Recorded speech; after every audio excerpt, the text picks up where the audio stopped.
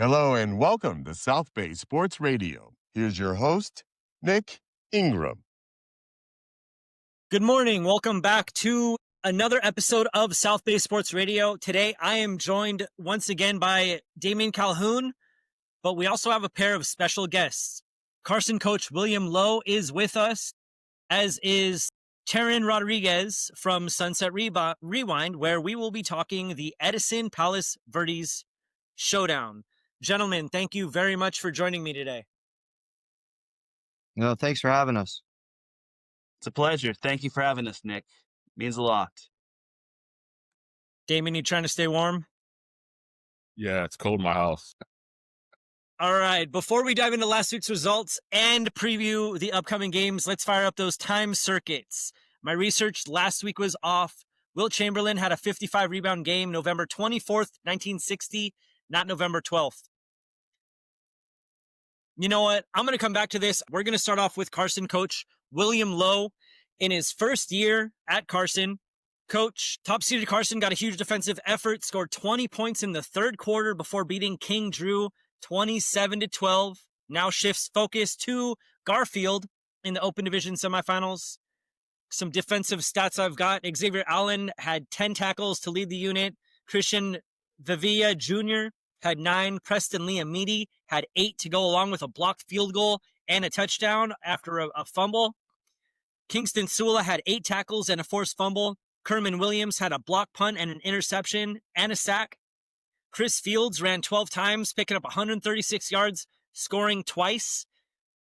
Garfield comes in after defeating Palisades, giving them their first loss of the season. Zastis Jaraguay had video game numbers, 444 yards on 30 carries and 5 touchdowns. All right, Coach, let's break down that King Drew game first. Rain, defense, what were some things that you saw in that game that you've been seeing all season? Really, as you said in the stats, our defense carried us.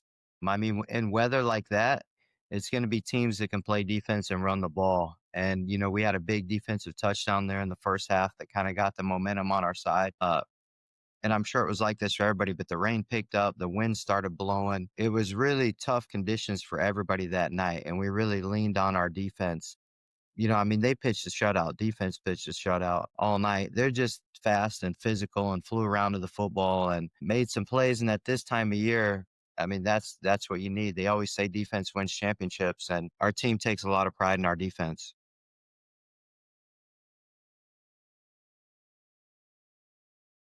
Chris Fields, like I said, he threw only 3 passes, all incomplete, ran for 136 yards. How important is his decision-making and ball security in a game plan that had to lean heavily on the run? Yeah, I mean, I've spoken to you before about him. He's an unbelievable kid and a winner and a great leader for us. And when we went on that run in the third quarter, he opened up the second half with back-to-back touchdown runs. And when we got up 3 scores, we were just trying to protect the football at that point. He could have thrown a little bit in the second half, but at that point in the conditions and with the lead up 3 scores in that type of weather, we just wanted to sit on the ball, and he did a great job not putting the ball in harm's way and just taking care of the ball and letting us finish out the game last Friday. Damian, Teran. Yeah, I got a question for Coach Lowe. I saw Chris as a freshman at Lawndale, and then last year. Since you've been there, what's been the biggest improvements he's taken from, day one when you got there to right now? I think, honestly, he's really worked hard at becoming an elite passer. I mean, that's tough for high school kids. Some like him that are great athletes maybe getting pigeonholed as just a dual threat or a run-first guy. And I was fortunate to bring in some good guys on our offensive staff that have really worked hard with him and developed him as a passer. Our assistant coaches, Eric Richardson, Edward Humphreys, those guys work, nonstop to help the offense and develop him. And I really saw him take a leap towards the end of the year in league, and especially the Pedro game, the way he was able to get through his progressions and kind of move the safety and then come back and make throws. He was making big time throws late in the year, which has shown me he's made an improvement just during this football season, from the beginning of the year till the end of the year. And he's the type of kid that wants to keep improving and keep getting better. So that's a testament to him. And then you can give us your thoughts on your big lineman there, Sula. What he up with like almost 14 sacks. How have you seen him develop over the season here as well? He's only a sophomore, right? Yeah, yeah, he's just a sophomore. We're pretty young on the defensive side. Those guys, our defensive staff, I'm telling you, head coach, you're only as good as your assistants. We got a good defensive staff over there with Jack Zula, Jeff Johnson, Jeremy Bryant, Coach Vea, Coach Micah. Those guys do a good job, and they really preach getting after the football, and they coach them hard. I mean, high school football, you can't expect to coach soft and play hard. They coach those guys hard, and it translates to Friday nights. Um, I mean, our defense to me is very fast and very physical. We're a very physical defense, and that's a testament to how those guys practice. I've been coaching for a long time, and sometimes at the college level, you get elite guys, and they were good in high school, so they're able to, take care of themselves during the week and practice light, and then go hard on Saturdays. High school, it's not necessarily that way. If you want to be physical, you have to practice physical, and those guys do. And it's been working for us lately, so we hopefully we can keep it going. I do actually have something to ask, Coach. So I'm seeing some of your games on Max Preps, your schedule. You got Villa Park, you scheduled Palos Verdes North, and St. Pius, St. Matthias. How does like the scheduling go into your scheduling, considering those are like Southern section opponents, and what's kind of like the process of that? Yeah, well, I came from the southern section. This is my first year at Carson, and we kind of wanted to be battle tested going in the playoffs. And to be honest, when I got here, our goal was to win a city championship. And so, I'd look Birmingham's, kind of they're the mark right now that everybody's trying to chase, and, they'd been scheduling Southern Section teams, so I wanted to schedule as many good Southern Section teams as we could so we'd be battle tested for the playoffs, and, luckily we've been able to stay healthy, and as you mentioned, those three teams are still playing. They're in the CIF Southern Section semifinals, so I really think that's helped our team, being able to play good quality opponents early on. That helps your kids adjust to the speed of the game. It speeds the game up for them, allows them to play fast. So it's worked for us this year. So it's definitely something, we're already looking at for next year, trying to just make our schedule as competitive and as tough as we can early on in the season. And then I'm kind of gonna guess. I'm not too familiar with the LA section, but I'm kind of gonna guess that Carson's one of the more premier programs in the Los Angeles section. Is there kind of like a little bit of a snag when it comes to like teams not wanting to play you all because you're like the ringer of the LA section, even though you're only your first year at Carson?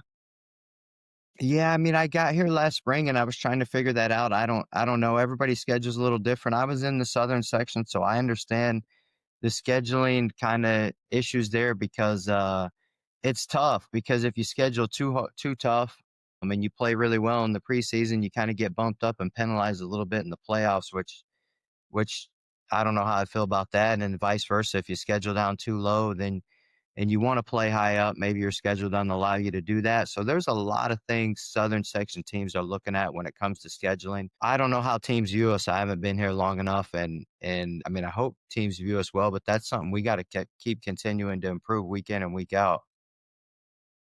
I got one about Garfield. So, like I said, they ran for almost 500 yards.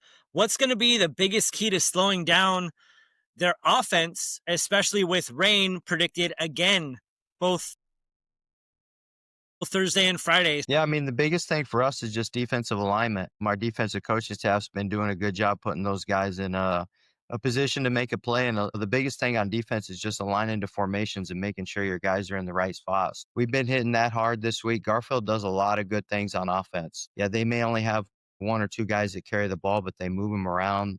They move their offensive front around, their offensive linemen around a lot. They come out in different formations. So the biggest thing for us is just being able to align to their multiple formations and then stopping the run. It's no secret what they want to do, and that's what they're best at, so they're going to do it, and that's a challenge for us to be able to get out there Friday night and stop that run game. Anything else for Coach Lowe, guys? Yeah, just coach. What went to your decision to come to Carson? Because I mean, we we we've been in this business a long time. We don't see coaches sort of leave a top program, top situation in the southern section to come back to the city section. What was your decision process been like, and how difficult was it to get the group sort of on the way you wanted the group, sort of start molding the group from day one to right now? Yeah, no, I'm glad you asked that. Thanks for asking that, because people have kind of hinted at that. So I'm glad somebody asked me so I can answer. I came out to California from Kansas City, Missouri. I was at a public city school there for 20 years and had a lot of fun. And we were fortunate to have some really good players and some success. And when I came out to California, I was in the southern section, which everybody knows that's the best section for football right now. But I miss the public school setting and atmosphere and kind of what you can do to help kids get to the next level. And I felt like that's where my calling was. And when you're a football coach, to me, you got to put yourself in a situation in the school that I believe has a chance to win. So, and I think a lot of coaches do this. You don't just want to jump on any program and take on any school. And Carson, to me, had everything that I was looking for in a job. Great demographic of kids that are tough and want to play football and want to win. And they have a great tradition and history. Yeah, we haven't won a city title in 22 years, and we preach that every day, and that's what we're working for. But that pride and tradition is still there in Carson. So when I applied and interviewed for the job, the administration made it clear that their goal is to win at football. With a lot of high schools nowadays, if you can find a school that really puts emphasis on football and really has a desire to win, as a coach, that's what you look for. I mean, in high school coaches, anybody you guys have on here will tell you we don't do it for the money. If we did, we wouldn't be doing it at this level. So for me, it wasn't about the status of being at a southern section school or making money. It was about being a place that wanted to win and feeling like we had a chance to win every year, which Carson, I think, has that. It's a unique school with a lot of tradition and a football proud school and football proud community. So to me, it's the perfect place. And the last thing I'll say about that, I kind of mentioned earlier about the southern section. When I was in the southern section, I felt like we overachieved for a few years, and I felt like we got punished in the playoffs being a smaller school that overachieved, and then we got bumped up in the playoffs. And I didn't think that was great for the kids that overachieved all year and maybe got bumped up. I know at Carson, our ceiling every year, what we're working for is to win the Oakland championship. We win that Oakland championship, then you can go play a regional game and get your shot at a southern section team maybe. So I really like the idea of knowing where my ceiling's at every year and not having to rely on a committee to maybe put you in a good playoff pairing. Everybody wants to be playing until Thanksgiving. That's the goal every year, and I feel like we can do that every year here at Carson. I feel like it's a special place football-wise. Yeah. All right. Thanks, Coach. Thank you, Coach, very much. Yeah, sorry, thank you, sorry Coach. for the long-winded answer there. Yeah. Don't ever apologize. No I problem. appreciate it, because from somebody like you, having been in a lot of different spots talking about Carson, this is the first live guest that we've had. So regardless of, your long-winded answers, they are much appreciated. Yeah. So I appreciate you guys. Stay warm Friday night if you guys are out. Definitely. yeah. Thank you. Thanks, Coach. Thank you, Coach. Good luck. All right, we'll see you guys. Have a good day. Mm-hmm. Because we are joined by Teran Rodriguez, we're going to jump into the Palos Verdes Edison clash. Two Bay League teams entered the Division III quarterfinals with a chance at another meeting. One remains and gets a rematch with a program it's become rather familiar with. PV got a block PAT before running out the clock on Dana Hills to advance to the semifinals after a 14-13 victory. Its opponent, none other than Edison, who edged Palos Verdes 21-20 earlier in the season. This is the sixth meeting of these two teams. Edison has won 405. This marks the first time these two programs have met in the postseason, and it's a matchup of defending state champions. I've got a little bit from Guy Garner before we jump into it. It's about a minute and a half. Last week, we talked about offensive line and the trenches needing to have big games. How critical is it going to be again against a team like Edison, knowing, like we talked about, they've got size on the line, they've got size in not in their linebacking core and in the secondary? A huge challenge, right? Huge challenge. So yeah, critical for sure, but just a giant challenge for us because, like you said, they got size, physicality, speed. They got all those things. So yeah, we got a challenge in front of us for sure. Expecting rain again on Friday, another game at home under the lights. One of the biggest things that I think I had hit on early in the season was special teams. How crucial is it going to be for that unit to take care of what it needs to come Friday night? Also huge, right? All three phases of the game, in any game, but especially as you move on, and in challenging weather. You saw that kind of play out last week, and I'm sure with football games, all around Southern Cal last week. So, from the snap to the kick to just handling the ball, the holder, the punter, just there's all sorts of things, right, that have to happen that you have to take care of. So it's super critical. I mean, all part of the kicking game. But there's a lot of people handling the ball in those phases, right? And so if it's coming down, you just got to do the best you can. All right. That was Coach Guy Gardner. You can hear more from my conversation with Coach, episode 70, South Bay Sports Radio. All right. We can talk Dana Hills all we want, but let's get into Edison. Damian, we've got 4 games in the area. This one, of course, is going to get a lot of press regardless because we don't have many teams left. What's something you're looking at in this game? First of all, the weather, man. I mean, geez. Watching the last 2 weeks, I've just been watching the weather report for the last 2 weeks. It looks like the rain should be gone by kickoff probably, but you never know. I mean, I was at the Leuzinger game last week, and it rained from like 4:30 when I got there until about 10 o'clock. So it was just constant rain. Yeah, and we saw how the rain impacted all these teams' offenses. Leuzinger attempted 3 passes, maybe 7 passes. Another team attempted 3. I think PV did attempt maybe 10 or 12 or whatever. But you go back to the first game, they were right there. They had a 14-point lead, 13-point lead there. Then Edison rallied back and won the game with the block kick. It's always a tough battle when PV and Edison get together. I think PV's only won 1 in the last 5 meetings, maybe 6 meetings, something like that. So it's gonna be tough. Semifinals is supposed to be tough, right? Teran? Yeah. What have you seen out of this team? They schedule tough early. They've got a tough league schedule. But what have been some things from this team that you've seen this year? Yeah, so Edison, they play in the Alpha League. That is a league that they kind of struggled with. I mean, obviously, it's a 4-team league, and only the top 2 teams go to the playoffs. I mean, Los Alamitos, that's been the best, probably the most unpredictable team anyone has seen. And then obviously Mission Viejo was really good. I was at the San Clemente game. That one was like a low-scoring defensive game. That one, I think, was, and bear in mind, there was no bad weather. It was just a low-scoring game, and it came down to the final play where Edison did go for 2. They got the touchdown, but they missed on the 2-point conversion because the defender made a great play. But yeah, Edison did schedule really tough. All of their opponents outside of one team finished with a 500 record or better. So Edison does not duck anybody, and it kind of is tough because Edison is one of those ringers that no one wants to play, and that's why Edison has to schedule all the way out.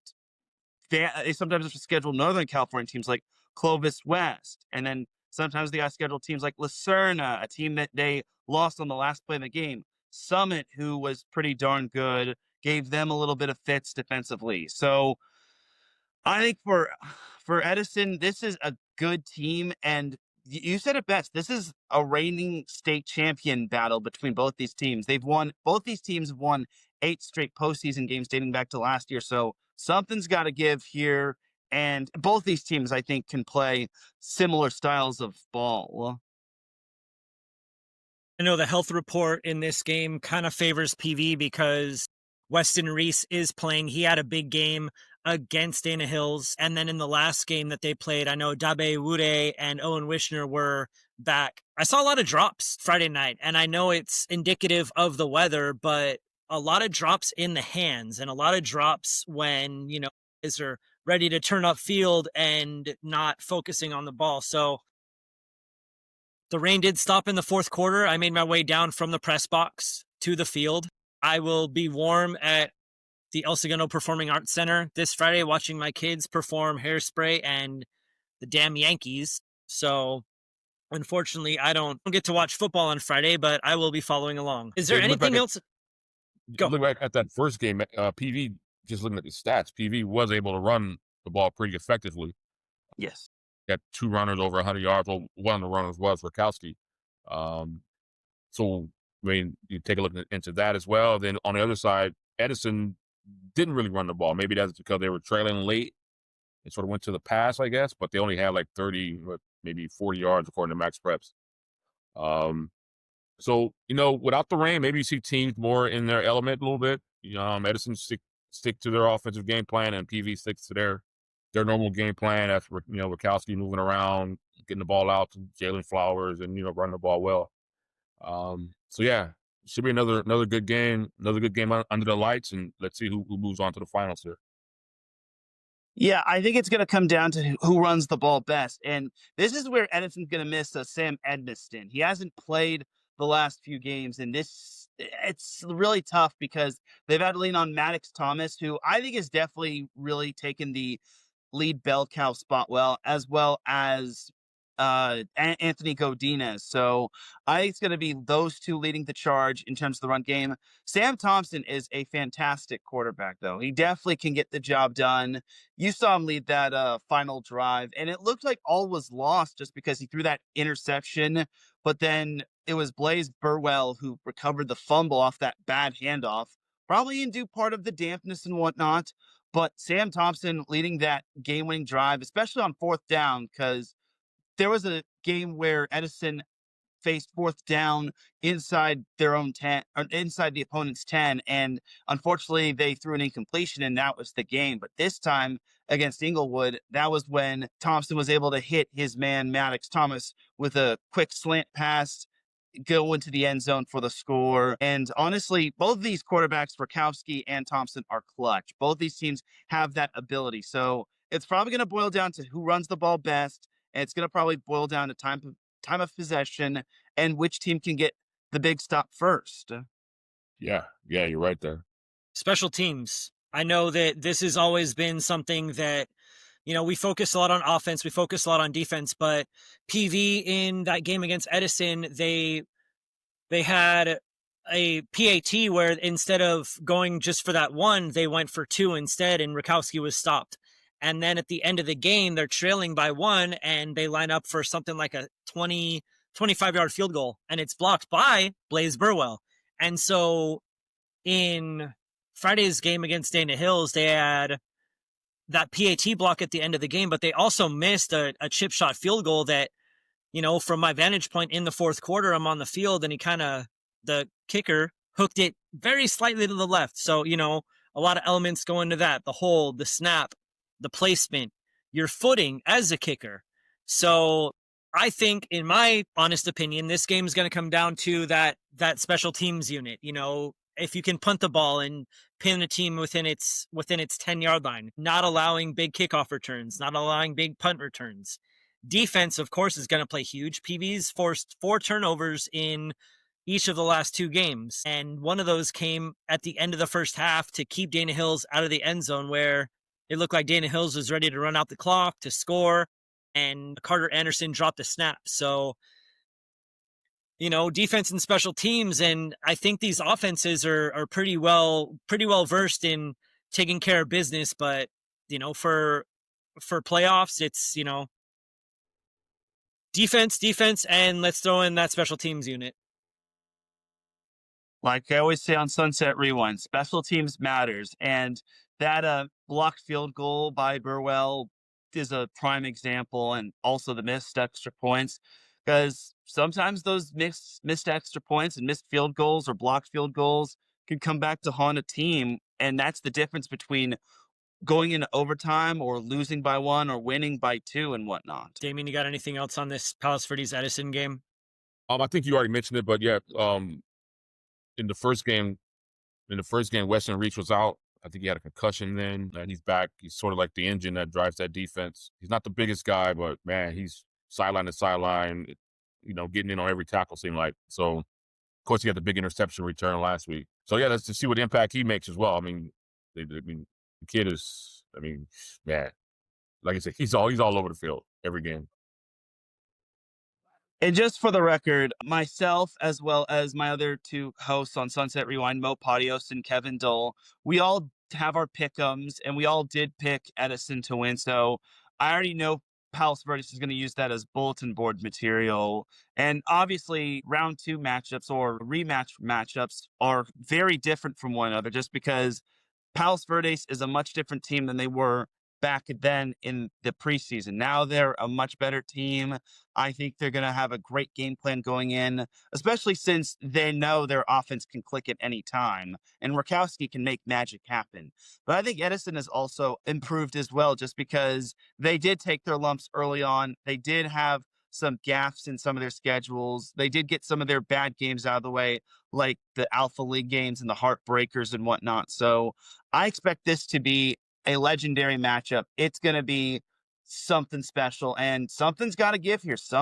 One team is going to see their postseason hopes come to an end and see their 8-match postseason win streak come to an end, while the other team will be practicing on Thanksgiving, and that's no better feeling for its team in high school in the Southern section. Damian, who did you schedule for this game? Tony Siniglio. Tony Siniglio, braving the rain. I hope you got him a case of Diet Coke. We'll talk about it later. Yeah, I love Tony. So the only time that PV's won in this matchup was the year that PV went undefeated. That was Rakowski's freshman year. They won at home 31-28. Edison's won every other match. Before this season, PV only scored 1 touchdown in each of those games. The first match was 2021. So Edison, like I said, Edison's won 4 out of 5. They are a tough team regardless. And, like I said, listen to that full interview I did with Guy Gardner. He's not one to shy away from giving his opponents credit, especially a coach like Jeff Grady and the program he runs. But also he knows that you can only take care of your side of the ball. You can only take, you can't worry about everybody else. You have to worry about yourself. So, all right. Teran, thank you. We're going to move on to Leuzinger High School. Leuzinger's defense came up with some crucial stops at opportune times, limiting Chaparral's high-powered offense to 16 points while getting a huge night from Journey Tonga in a 19-16 victory. Leuzinger now hosts San Clemente. The Olympians are looking for their first trip to the finals in a very long time. It's their first semifinal trip since 2022. And San Clemente was last in the semis in 2019. Damian, when's the last time Leuzinger was in the finals? That's probably before I went there. All right. I didn't even look. You haven't looked at it yet? All right. We're going to hear from Jason Miller. I did a 20-minute interview with Coach Miller. We're not hearing the whole thing, but we're going to hear a little bit of it, and then we will dive into this matchup. Next up, San Clemente, Friday in the rain. San Clemente is coming off a game where they limited Vista Murrieta to just over 200 yards, but they forced 5 turnovers. How big is it going to be to not only protect the ball, but to find ways to create turnovers as well? Well, San Clemente plays with an extreme amount of discipline. They have a great tradition. We have a lot of respect for the tradition that they have. I followed them for years, and their slogan is "One Town, One Team." And we all want the opportunity to have only one high school in our town, and we get everybody to go to our school. But they've been able to do that, and they've built a tradition through the Pop Warner ranks, to the lower level ranks. They are just one of the top 5 solid public school programs in the state of California. And they play with a great level of discipline. Sometimes you can be fooled, that here's this team, they don't have 5-star players at skill positions. But what you see on film that pops off is the amount of discipline and how the guys do what they're coached to do. whether they create an assignment, execute an assignment off of a double team. The double team is perfect. The back is going to get 4, 5, 6 yards of carry, and they're going to be patient with that. They're well coached. They're very aggressive on defense, but at the same time, play very disciplined. Everybody's in the right place. So for us, the key is going to be trying to match their discipline. All right, that was Coach Jason Miller. Episode 71, anywhere you tune into podcasts, talked about moving back from Northern California to Inglewood so he could go to Rams games, talking about Braylon Spencer coming out of the shadow of Samu Moala and the defense and the coordinators, as well as getting some airtime on CBS with the legendary Jim Hill. Damian, you were at Friday's game against Chaparral. Not only were you able to stay dry somewhat, but what were some things you saw in that game that, kind of opened your eyes as far as how far Leuzinger's come under Coach Miller? Just to be able to sort of divert their game plan away from the previous week against Korean Lutheran. Russell Sakona, he attempted 30 passes, threw for 300 yards, 4 touchdowns, and they won that game.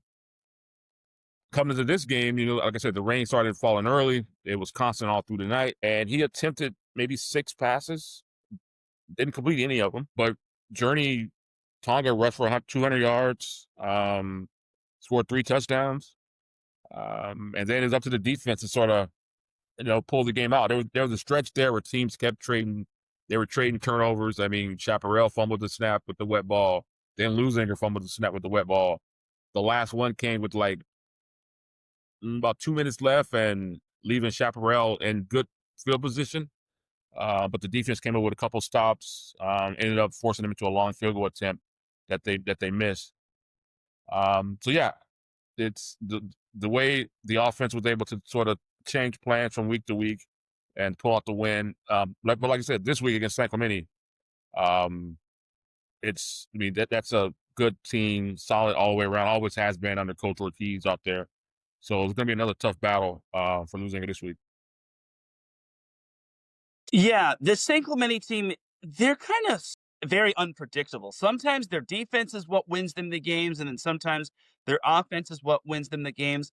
I think their defense is really solid, if you ask me. I saw them against Edison, and it was basically a chess match. I mean, scoring didn't happen the second half for the most part. So I think this San Clemente team can really turn it on when it matters most. And time of possession is really key. And San Clemente is another one of those teams that they have to schedule ringers like Tustin, even though Tustin was kind of punching above their weight. But they also had to schedule teams like Chaparral, La Costa Canyon, Murrieta Valley, Coronado.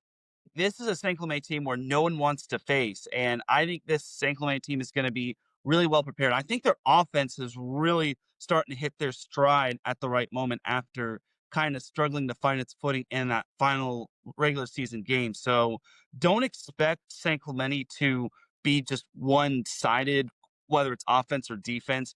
Expect them to just put together a well-prepared package, because that's going to be a great matchup. And I got to say, Leuzinger really surprised me beating Korean Lutheran. I thought Korean Lutheran had the complete package. We kind of saw them. We, as in Sunset Rewind, kind of saw them against Huntington Beach, rallied back from 21-0 down to win that one. So I think for Leuzinger, they're a really good team, but can they control time of possession against San Clemente? Can San Clemente keep the ball away from Leuzinger? Because the best way to stop a good offense is to make sure they don't get on the field.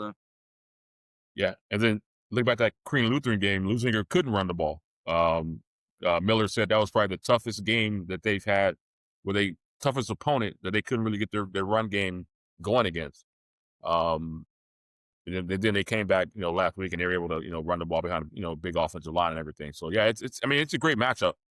The one game in common they both have is the game against Chaparral, and Sacramento won that early on in the year. So yeah, it's gonna be a good matchup all the way around. Looking forward to it. San Clemente is coming off a 32-7 victory over Vista Murrieta. Its defense allowed 221 yards, forced 5 turnovers, returning 3 for touchdowns. Preston Beck threw for 350 yards on 7 completions. Carson Sloan had 137 yards and a touchdown on 27 carries. So I think that this is going to be a big test again for Leuzinger's defense. But you've got Braylon Spencer, Sama Moala, Ted Tuimaaga, Sharky Vanisi. These are some guys that Coach was hitting on in our episode. I don't know much about San Clemente aside from what I see on Max Preps. And again, I want to thank all the coaches who do insert stats on Max Preps. But that offensive line, in my opinion, Leuzinger's offensive line has been touted from Tonga and Russell Sakona as one of the best in the nation. And against a tough San Clemente defense, they're gonna need another big performance in order to reach the finals. Yeah, without a doubt, especially since the rain's going to be a factor. So I would expect San Clemente to lean on Sloan for the most part. So I expect this to be a old school game with like running the ball and just controlling time of possession. Sorry, Damian. I wonder if you could shed some light on the league structure in Orange County. So I used to work there, and the leagues weren't what they are now. So the Alpha League is like the top public. Can you call it the public school league in Orange County? Correct. And then so behind the Trinity League. So Trinity League, Alpha, and then Bravo. It's all by alphabets, right? Yeah, Trinity is kind of its own thing. And then it goes Alpha, then Bravo, then Delta, then Epsilon, then Foxtrot. I don't know if there's any G1, but I is Iota, and then K. And I don't know which one's K is, but I know L is Lambda and whatnot. So, I mean, it's what's going to change is I'm glad you brought up the Alpha League, is that it's going to be a 5-team league next year. So they're going to bring up 2 ringers from either the Bravo League or from one of the lower leagues. I'm hearing it's going to be San Juan, Yorba Linda, and maybe San Juan Hills, or maybe Yorba Linda and Crean Lutheran.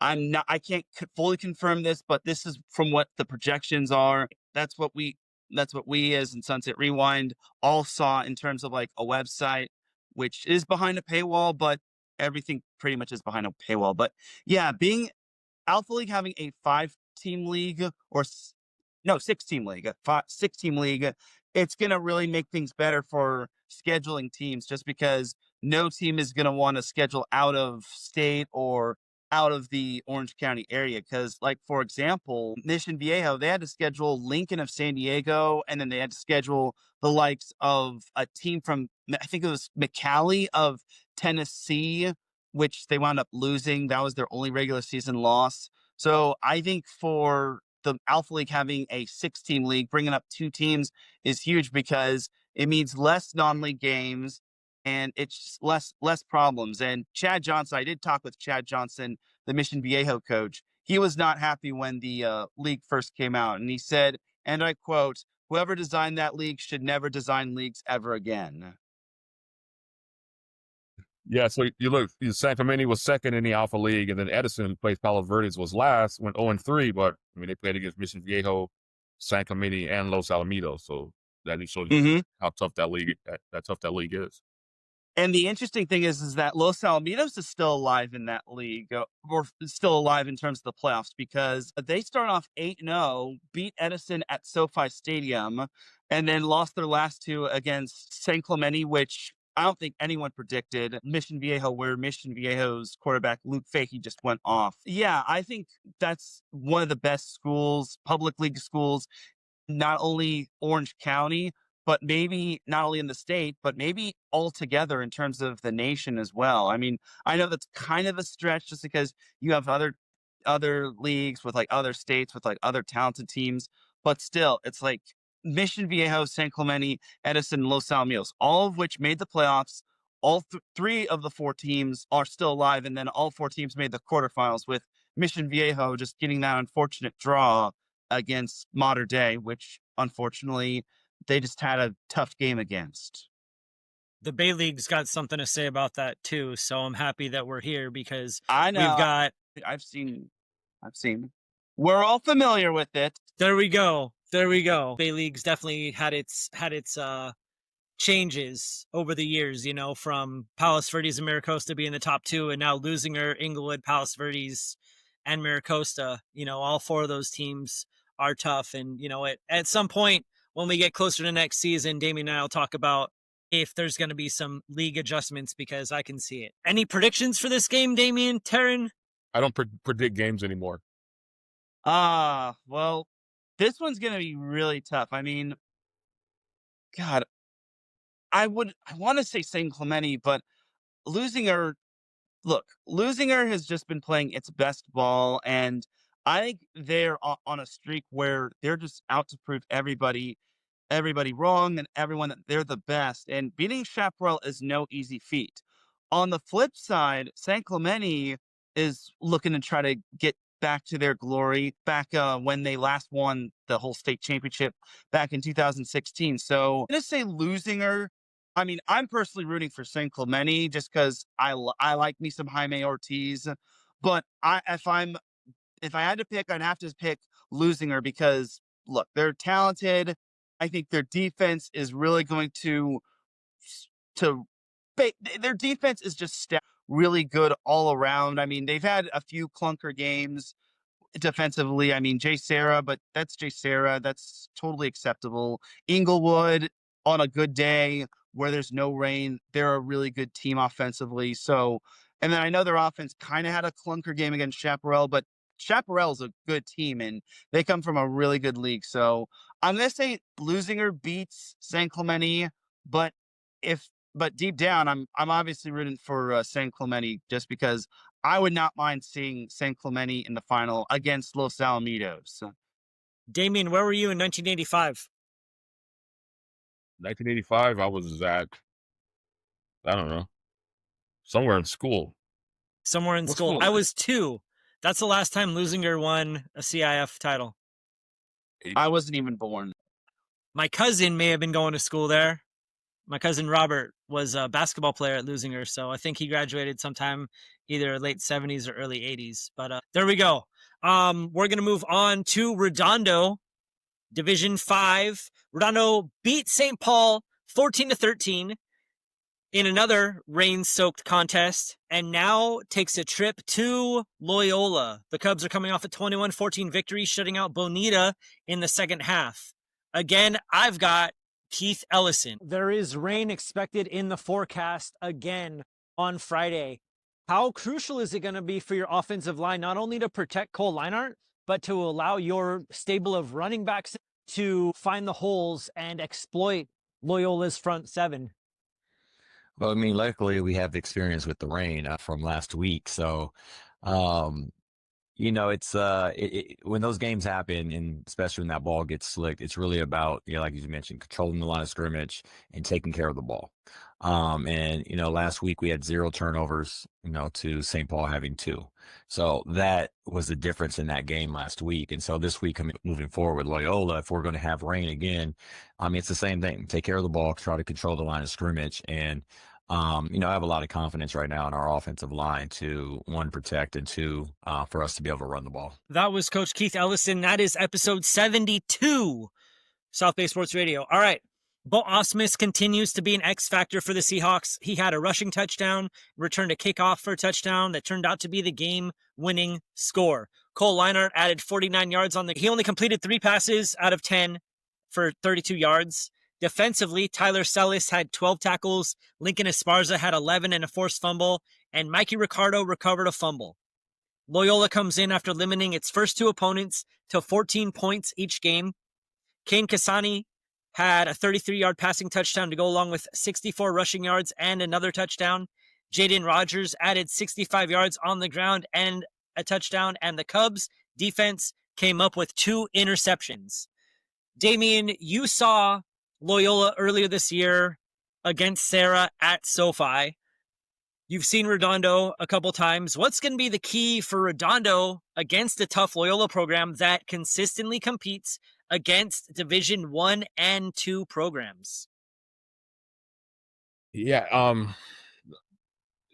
looking back at that game, you had 2 struggling offenses with Loyola and Sarah. They both scored touchdowns off of turnovers. Loyola had a blocked field goal that they returned to set up a score, I believe. And then Sarah had an interception that they set up for a touchdown. Like Coach Ellison said, avoiding the turnovers. If you can get up, 2 touchdowns on Loyola, you might be able to hold on and grind that game out. But if they get up on you, their defense is just so tough. By now, everybody knows Bo Osmus is the guy. I mean, he's been healthy for 5 games, and he has 11 touchdowns in those 5 games.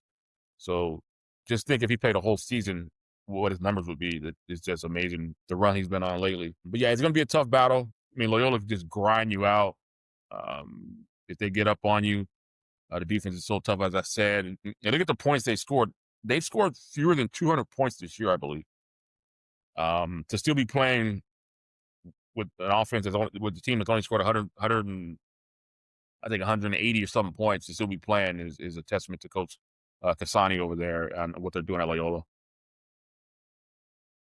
Redondo hasn't won a CIF title since 1944, and that was the third of 3 straight that the program's won. So they're looking to get back.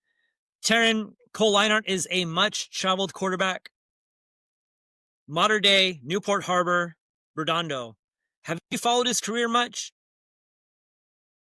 I haven't really followed his career too much, but I'm glad he's kind of settled in at Redondo. I mean, it's kind of tough to have that familiarity at a school, just because at Newport Harbor, he unfortunately kind of got off behind the 8 ball because he was having to compete with Jaden O'Neal at Newport Harbor back when he was there. So it's kind of tough. And then O'Neal went down with an injury, and then Leinart had to step in, almost willed Newport Harbor to a win over Edison, which would have been their first win over Edison since maybe 1979. But Leinart is definitely a good quarterback, and I'm glad he is thriving at Redondo Union. We, Sunset Rewind, did get a chance to see him against Huntington Beach, where, look, that game was definitely a close one, and Redondo's a good team. I just feel that they got off to such a slow start in terms of their season, obviously losing to El Dorado and Miracosta. So I think it's not a matter of what they did then, it's a matter of what they're doing now, and Redondo is looking as solid as a rock. They took down a good St. Paul team, which that's no easy feat, because St. Paul loves to run the ball down everyone. And then Torrance, they avenged that win. I'm very surprised they were able to get Torrance in the first round, especially at their place where they wound up winning. So that was probably the biggest shocker. And then you look on the other side for Loyola, they're just battle tested overall. I mean, obviously, like I said, it's not a matter of what they've done then, it's what they've done now. And you said it best, Nick. They held Newberry Park and Bonita to only 14 points together, 14 points each. And then I know Newberry didn't have Brady Smigel, but that's still a good Newberry Park team. And bear in mind, Loyola came into the playoffs 4-6. Normally, you have to be 500 in order to get to guarantee yourself a spot in the playoffs. But with the tough schedule that Loyola had, playing the likes of obviously Sierra Canyon, Sarah of Gardena, which you could make an argument that they could have been in the playoffs, Milliken, who was a ringer in the Moore League, Chaminade, who's always pretty good, Bishop Amont, who was pretty darn good this season. It's a grind. There's no easy game for Loyola. And the fact that Loyola is in the playoffs and now they're two wins away from a CIF Southern Section Championship is really impressive. But this one's an interesting matchup just because I feel there are some ties. I feel there might be some ties. I feel there are some South Bayers on that Loyola team, but you guys are the ones that know the South Bay and whatnot. Yeah, so there's always a lot of kids in Loyola, either Redondo, Manhattan Beach, Hermosa Beach area. Exactly. Yes. Yeah. So that is going to wrap the tackle football portion of this show. Teran, thank you again for joining me. We can talk about 8-man. We're going 8-man. Let's go. 8-man. We got Chadwick. Chadwick is still alive. They beat Sage Hill. They were the only team in LA, in the world, whoever scored points off passing touchdowns last week in the rain. They beat Sage Hill, I think, 58-49. Now they play top seed Flint Ridge Prep. They beat Sage Hill the regular season in league play. They lost to Flint Ridge Prep in league play back in early October. So they play Friday at 6 o'clock. On the road. On the road.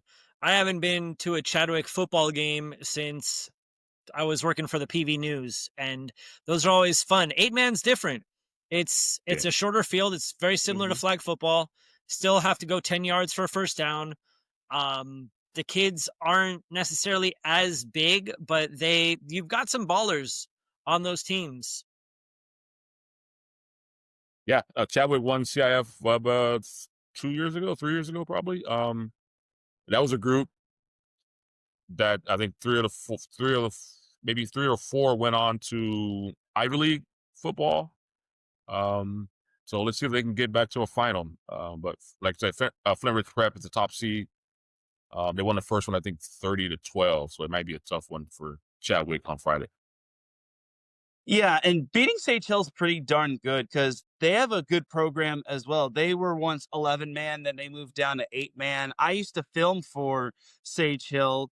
They run a really good program in 8-man. BJ Crabtree is a fantastic coach. So to beat them twice in a row, even though there was like a gap between the two games, is still pretty impressive. And to basically put 58 on Sage Hill is pretty nice as well. So Flint Ridge is going to be a tough one, I will say, but I mean, it's the playoffs. You saw what Redondo did to Torrance. Maybe Chadwick can do the same with Flint Ridge Prep. So it's all a matter of who shows up and which team can control time of possession and which team can endure the rain and whatnot.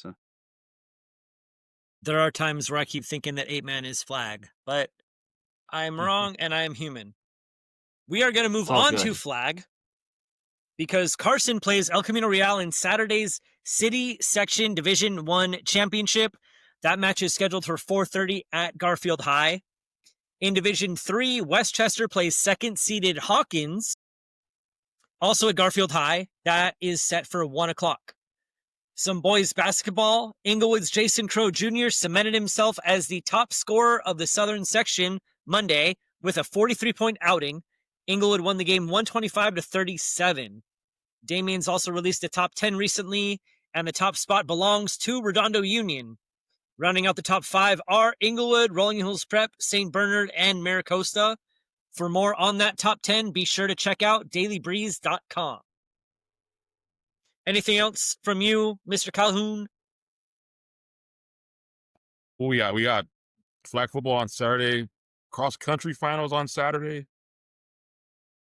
What else? CIF State Girls Volleyball, even though there's no big teams from the South Bay. Yeah. But good friend Dan O'Dell's in the final again, so it's all good. It's all good on this end, right? Yeah, I'll be seeing them on Saturday. Yeah. Then football finals are next week, Friday and Saturday. And then the regional pairings are out November 30th. So we got just a few weeks left in the high school football season. And then it's basketball. Basketball's already started. Mm-hmm. The good thing about boys volleyball too. The best thing about basketball, we're indoors. Yes. All right, gentlemen, thank you again for your time. That is it for episode 69 of South Bay Sports Radio. Thank you again. Have a great day.